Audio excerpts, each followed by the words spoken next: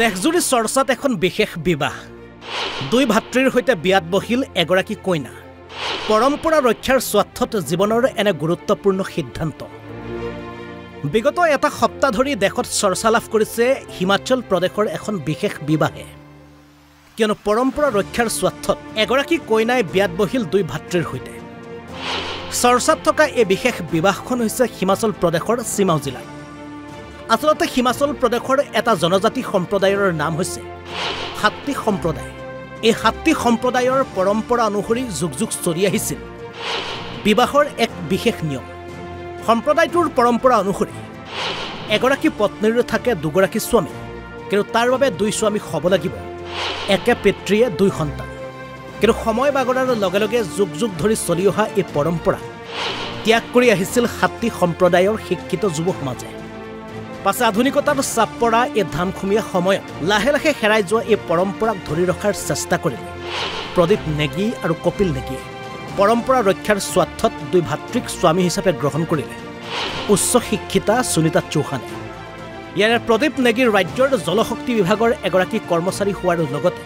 ভাতৃ কপিল নেগীৰ ৰাজ্যৰ স্বাস্থ্য খণ্ডৰ এগৰাকী চৰকাৰী কৰ্মচাৰী সমান্তৰালভাৱে দুই ভাতৃৰ পত্নী সুনীতা চৌহান ITI কলেজৰ প্ৰশিক্ষক এটা দুই ভাতৃক এগৰাকী কইনাই স্বামীবৰণ কৰা এই বিশেষ বিবাহ এটা চৰ্চা লাভ কৰিছে দেশজুৰি national desk report Assam live 24 NB news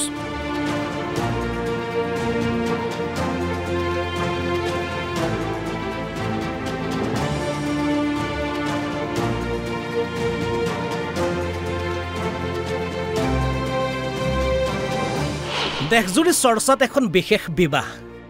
দুই ভাতৃৰ সৈতে বিয়াত বহিল এগৰাকী কইনা পৰম্পৰা ৰক্ষাৰ স্বাৰ্থত জীৱনৰ এনে গুৰুত্বপূৰ্ণ সিদ্ধান্ত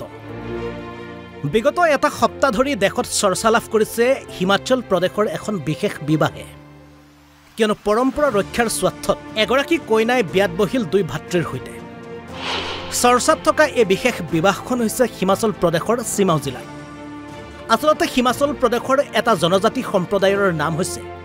হাত্তি সম্প্ৰদায় এই হাত্তি সম্প্ৰদায়ৰ পৰম্পৰা অনুসৰি যুগ যুগ চলি আহিছিল বিবাহৰ এক বিশেষ নিয়ম সম্প্ৰদায়টোৰ পৰম্পৰা অনুসৰি এগৰাকী পত্নীৰ থাকে দুগৰাকী স্বামী কিন্তু তাৰ বাবে দুই স্বামী হ'ব লাগিব একে পিতৃয়ে দুই সন্তান কিন্তু সময় বাগৰাৰ লগে লগে যুগ যুগ ধৰি চলি অহা এই পৰম্পৰা ত্যাগ কৰি আহিছিল হাত্তি সম্প্ৰদায়ৰ শিক্ষিত যুৱ সমাজে পাছে আধুনিকতাৰ চাপ পৰা এই ধামখুমীয়া সময়ত লাহে লাহে হেৰাই যোৱা এই পৰম্পৰাক ধৰি ৰখাৰ চেষ্টা কৰিলে প্ৰদীপ নেগী আৰু কপিল নেগীয়ে পৰম্পৰা ৰক্ষাৰ স্বাৰ্থত দুই ভাতৃক স্বামী হিচাপে গ্ৰহণ কৰিলে উচ্চ শিক্ষিতা সুনীতা চৌহানে ইয়াৰে প্ৰদীপ নেগীৰ ৰাজ্যৰ জলশক্তি বিভাগৰ এগৰাকী কৰ্মচাৰী হোৱাৰ লগতে ভাতৃ কপিল নেগীৰ ৰাজ্যৰ স্বাস্থ্য খণ্ডৰ এগৰাকী চৰকাৰী কৰ্মচাৰী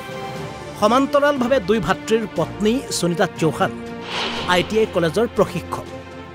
এটা দুই ভাতৃক এগৰাকী কইনাই স্বামীবৰণ কৰা এই বিশেষ বিবাহ এটা চৰ্চা লাভ কৰিছে দেশজুৰি national desk report Assam live 24 NB news